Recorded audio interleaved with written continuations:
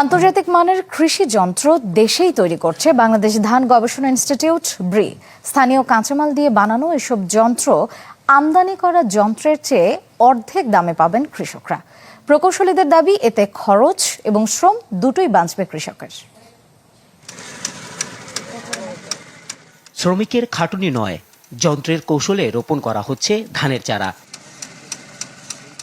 শুধু তাই নয়, মানুষের স্পর্শ ছাড়াই স্বয়ংক্রিয় যন্ত্রের মাধ্যমে বপন করা হচ্ছে বীজ। রাজশাহীর প্রভা ও গোদাগাড়ী উপজেলায় নিজেদের উদ্ভাবিত রাইস ট্রান্সপ্লান্টার ও অটো সিড সয়ার প্রদর্শনী আয়োজন করেছে বাংলাদেশ ধান গবেষণা ইনস্টিটিউট। দাবি, দেশের কৃষি বান্ধব এসব যন্ত্র তৈরিতে ব্যবহার করা হয়েছে স্থানীয় কাঁচামাল। অ্যাসেম্বলি লাইনে প্রোডাকশন বলতে আমরা লো কস্টে এবং লোকাল ওইএম যারা আছেন, অরিজিনাল ইকুইপমেন্ট ম্যানুফ্যাকচারার এবং যারা লোকাল ম্যানুফ্যাকচারিং করছেন তাদেরকে আমরা গ্যাদার করব। এতে শ্রমিক সংকট কাটবে বলে আশা কৃষকদের, সাথে কমবে উৎপাদন খরচ। মেশিন দিয়ে ধান লাগাই, খরচ একটু কম পড়ে এবং আমাদের মানুষ দিয়ে পাটও পাওয়া যায় না ঠিক সময় মতো। মাপ মতো বিছন পড়ে, একই মাপে বিছন পড়ে, কম বেশি হয় না।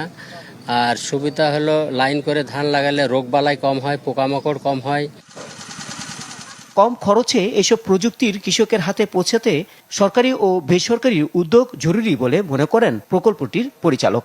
বিদেশ থেকে কোনো মেশিন আমদানি করব না, আমরা দেশে ইন্টারন্যাশনাল স্ট্যান্ডার্ডের প্রত্যেকটা কৃষি যন্ত্র করবো, এই লক্ষ্যে আমরা অগ্রসর হয়েছি। আবার আমাদের আরেকটা দেখতে হবে যে আমাদের কৃষকের ক্রয় ক্ষমতা কম, ওরা যাতে স্বল্প মূল্যে সেবা পায় সেই দিকেও দেখতে পারবো। ট্যাক্সেশন একটা সুবিধা যদি দেয় এবং নীতি সহায়তাটা যদি আমরা প্রপারলি অ্যাপ্লাই করতে পারি, তাহলে বাংলাদেশে এই মেশিনগুলো আন্তর্জাতিক মানের মেশিন আমরা করতে পারবো। যন্ত্র দুটি তৈরিতে খরচ পড়েছে প্রায় 2 লাখ টাকা। বিশ্বের সাথে তাল মিলিয়ে দেশের কৃষির অগ্রযাত্রার অনন্য উদাহরণ উদ্ভাবিত রাইস ট্রান্সপ্লান্টার। সংশ্লিষ্টদের আশা, বিজ্ঞানীদের মেধা ও কৃষকদের শ্রমের সঠিক সমন্বয় ঘটলে খাদ্য নিরাপত্তা ও স্বয়ংসম্পূর্ণতার পথে হাঁটবে আধুনিক কৃষির বাংলাদেশ। রহমান ফয়েজ, চ্যানেল 24, গোদাগাড়ী, রাজশাহী।